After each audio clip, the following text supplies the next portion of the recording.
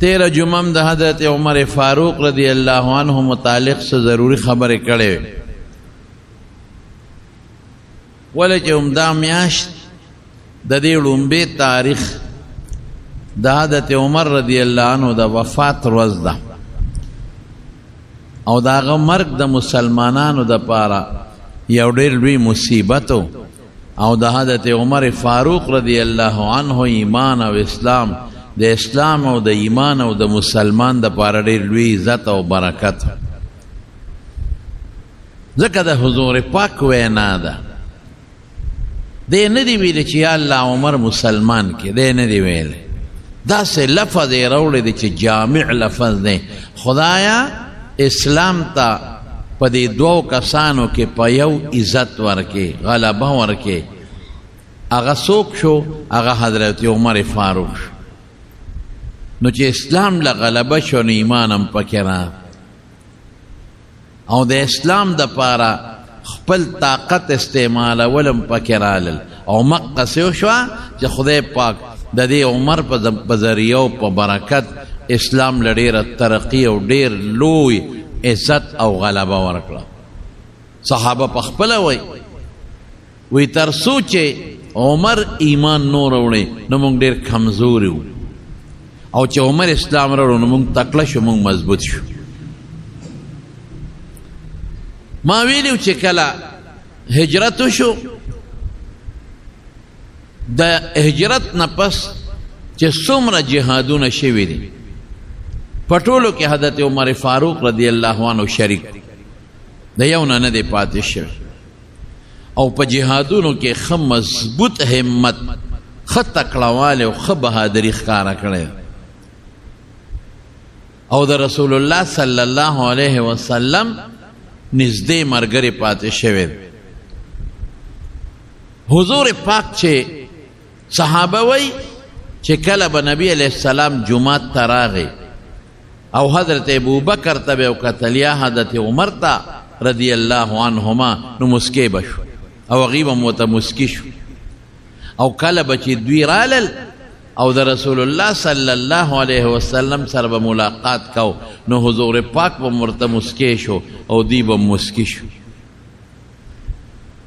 یو موقع کې رسول الله صلی الله علیه وسلم په کور کې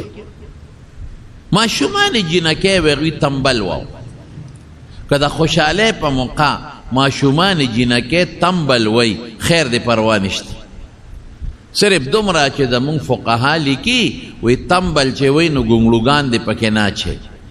ځکه په یو حدیث کې د ګونګلوګانو د شلنګارو نه من راغلی نو بغیر د ګونګلوګانو نه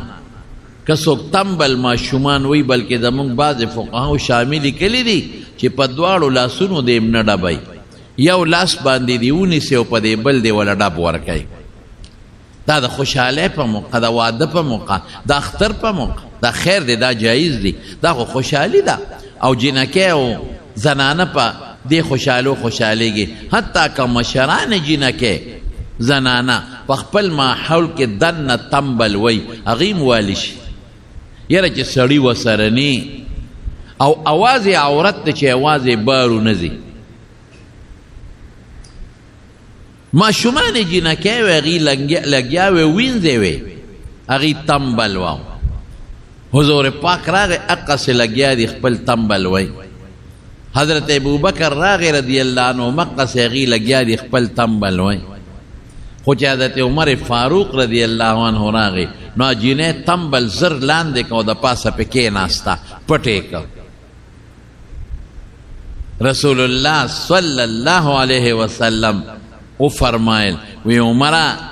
وی ته چې کوم ځای ته راشې نو شیطان هم دنه تختی دا د دې یو طالبان ورته فضیلت جزي وی دی مطلب نه دی چې د حضور پاک نه نه تختی او د ده نه تختی دی د هغه د هغه هیبت اظهار وکړو چې ستا دومره هیبت دی وی دا د زه ناستم جینۍ تنبل واو نو تنبل خو ټیک ده چې جایز دی لیکن دا شیطان د دې شیطان خوښي شیطان بیا دی جنکو ته چې شابه سندرې وسره ووایه شیطان ورته بیا وی اواز م اوچت کې شیطان ورته بیا وی ګډام ورسره شروع کې. نو دا چونکې جایز خو دی، خو د دې نه وروسته نور فسادونه جوړېږي. نو ځکه شیطان د جنکو او د ماشومانو پړونو کې دا غلط سوچونه بیا اچي. د عمر هیبت ته اشارت دی، د هغه روب ته اشارت دی، د هغه دبدبې ته اشارت دی چې تاله خدای روب در کړی دی، تاله خدای یو دبدبه در کړې ده. وی زه ناستم دی جنکو تمبل وم، ابوبکر راغی و مغسې تمبل وم، او چې ته رالې نو فورا تمبل لاندې که او د پاسه پې کېناسته. یو ځای کې دقسې جنکې وي دا حبشانې ماشومانې او په لاره کې لګیا دي ګړیږي او تمبل وی. اخو وینځم دی او ماشومان هم دی جنکې دي او درومبې زمانه هم ده، رو رو به ادب زده کو. نو تمبلې وم. دی کې حضرت عمر فاروق رضی الله عنه راغی، نو منډې کړې هغه جنکو تختې دی. نو حضور پاک او فرمایل وی انسانی شیطانان او جنی د ابلیس بچی شیطانان وی دا را تخکاری چې په دې کوڅو کې منډې ترړې وی. وی عمره تا سره به چته شیطان په لاره نه ملګري کېږي، او که ملګري شو نو لار به دنه بدلی بلې ته به وړي. دا څومره لوی منقبت دی او د حضرت عمر فاروق رضی الله عنه عزت دی. دا د پیغمبر په دعا چې حضور پاک فرمایي خدایا عزت ورکې، غلبه ورکې د عمر په لاس اسلام لا. نو د اسلام غټ دشمن خو شیطان دی، ابلیس او د هغه بچي. نو د عمر روب په الله ور قایم کې، د روب په ور واچي. یو ځل بیبیانو د حضور پاک نه څه څیزونه غوښتل، مطالبې یې کول. خامخا د ښځو فطرت دا دی چې ښه جامه غواړي او کالي غواړي او پیزار غواړي، دا د دې فطرت دی. یو جوړه به وي او بله به غواړي.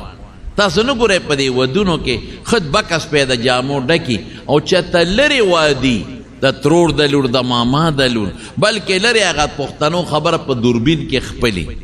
او تا ته به وایي مال یو 3-4 جوړې جامې راوړه. او هغه جامې هم داسې جامې نه، یو به په شل زره او په 10,000 او په 15,000 روپۍ کېږي.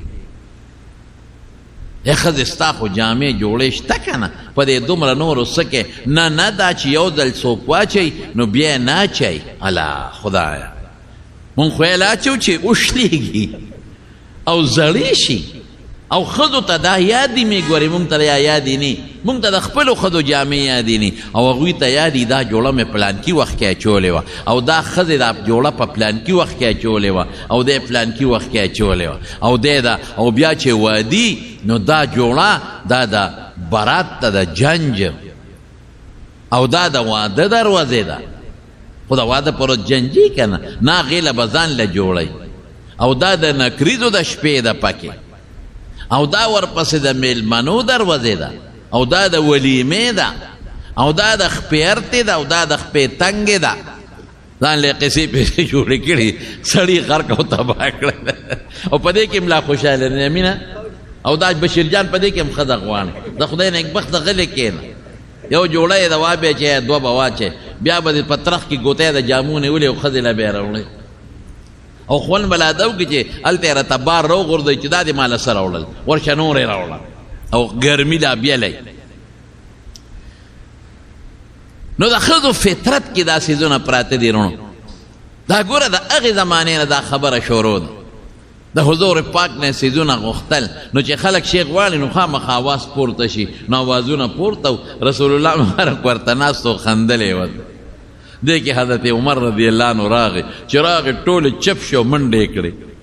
یو خپل کور ته تلو، بل خپل کور ته تلو، بل خپل کور ته تله. دا ام سلمه رضی الله تعالی عنها را د رشته داره وه. نو رسول الله مبارک وخندل. نو عمر ورته وی د خدای رسوله، خدای دې ټول عمر وخندوه. ولې دې وخندل؟ وی دا ټولې راغونډې شوې وې، اوازونه یې راوچت کړي او زما نه څیزونه غوښتل، خو چې تی ولیدې نو ټولو منډې کړې، نو خندا دې پورې راغله. یاره د خدای پیغمبره بکار دی د مناسبه داره چې ستا نه ویریږي، نو ما نه یریږي او تا نه نه یریږي، که تا نه ویریږي. ولې که زه خفه شم پروا نشته، خو که ته خفه شوې الله خفه کېږي. لیکن د رسول الله مبارک ټیک تا چې د حضور پاک یو هیبت خو ورسره حضور پاک له خدای صبر هم ډېر ورکړی عمر کې خو هغه صبر نو بیا اواز ورکړه ای بیبیانو ته وایي د ځان دشمنانو تاسو خو د ځان دشمنان یې پیغمبر چې خفه کوی نو الله به درنه خفه شي نو ځان به خراب کې ما نه یریږي او د پیغمبر مبارک نه یریږي هغې وله اواز ورکه وی او تا نه ځکه یریږو انت افظ و اغلظ ژبه دې مستغه ده اوړه دې مستغ دی په ژبه م رټل کې او پړم او حضور پاک داسې نه دی د هغه ژبه م نرمه ده او زړه م نرم دی دا د پیغمبر مبارک مخکې به یې داسې کول ګورې رونو دا یو په پیغمبر نه خفه کېدل دی او د حضور پاک احترام د بیبیانو په اړه کې نور مچول دی نو دا حضرت عمر فاروق رضی الله عنه له خدای پاک دا صفتونه ورکړي د حدیثو په کتابونو کې دي ډېر لوی تاریخ دی غټ جلدونه خلکو د عمر صاحب په تاریخ لیکلی دي خو ما تاسو ته ویلو پوره درته نه ذکر کوم داسې یو څو جلکې درته وایم چې تاسو ته دا معلومه شي چې الله د رسول الله صلی الله علیه وسلم په دعا د حضرت عمر فاروق رضی الله عنه نه دین څونه کار اخیستی د ده په برکت خدای دین څونه خور کړی دی کله چې د مسلمانانو خلیفه شو د حضور پاک د وفات نه پس انصار د مدینې په سقیف بنو ساعده کې یو ځای شوي هغې ځان له مشر مقرره دوی دواړه چا خبر کړل دوی زر ورله چې خدای پاکه دا به څه کېږي چې ورلل بس هغوی لا د مشر تقرري نه وه کړی خیر هغې کې بیا نورې خبرې ته نه کوم خو دومره ده چې حضرت ابوبکر رضی الله عنه هلته خلیفه شو او د هغه نه پس بیا حضرت عمر فاروق رضی الله عنه خلیفه شو ټول ومنه هېڅوک مخالفت کې نه دي پاتې شوی حضرت علی رضی الله عنه هم بیعت کړی ټولو مسلمانانو بیعت او ابوبکر صدیق ته چا ویلي وی ته خو عمر خلیفه کې بادشاه کې خو ګوره ډېر سخت دی مطلب دا چې دی خو به دا ټوله دنیا دا د خلکو برباد به کړي دا خلک په لږه خبره غصه کېږي ابوبکر صدیق ورته وفرمایل وی تاسو ته پته نشته د بادشاه ډېر لوی بوج دی چې دا بار یې په سر را پرېوت دی به پخپله نرم شي همغسې وشو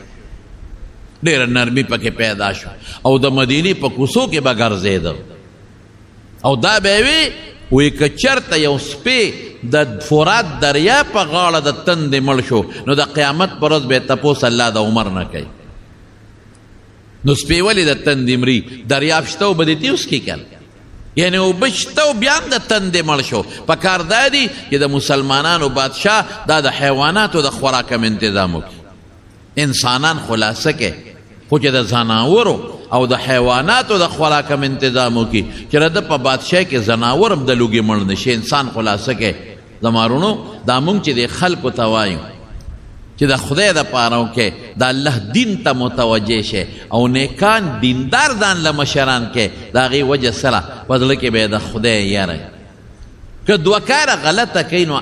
اتاتیا خو به ټیکو کي که نه که لس غلط کوي نو لس کم سل خو به ټیکو کي که نه ورشه وګورئ نن د لوږې د لاسه میندې او پلاران خودکشي کوي ټیک د مالداري هم ډېره شوه پخوا داسې مالداري نه وه لکه دا اوس چې دي پخوا چا کره پرجونه نو پخوا د چا دروازې پخې نه وې که چا دروازې باړو وې نه په کوڅو کې پخې کوټې د خښتو نه وې کچه کوټې وې او هغې کې به یې دننه تیرونو له دغه ورکستنې ورکړې وې او سری به وې سری دا خلک پېژني هم نه او دروازې به وې او هغه دروازو کې به چوړو چوړ په هغه دروازو کې دا قبضې نه وې قبضې وروستو راغلي دي هغې کې به چوړو یو لرګې به بر او یو به لاندې نو په دې دروازه کې به یو امریک یو شی ابا بره یو ځای کې تاوېده او لاندې به تاوېده دا قصې پسې کم ځای وې دا اوس چې کمې نخرې دي دا دومره جامې نه وې د زنانو به د چیټ جوړه وه د چیټ به یې ورته وې او د سړو به د پاپلین کمیس او د سان به یې پرتوګ چې واده به نو د یو جوړه جامه به یې وه د غریبه اب هم پرتوګ یو شان او کمیس په بل شان چې ډېر مالدار به د بوسکي کمیس په او د سان به پرتوګ د ښځو به د چیټ جامې وې، دا جامې وې دا اوس چې کمې دي. نو مالداري ډېره شوه، خلک بې شکه مالدار شو، لنټري کورونه جوړ شو، په ټول کلي کې به یو موټر دوه موټرې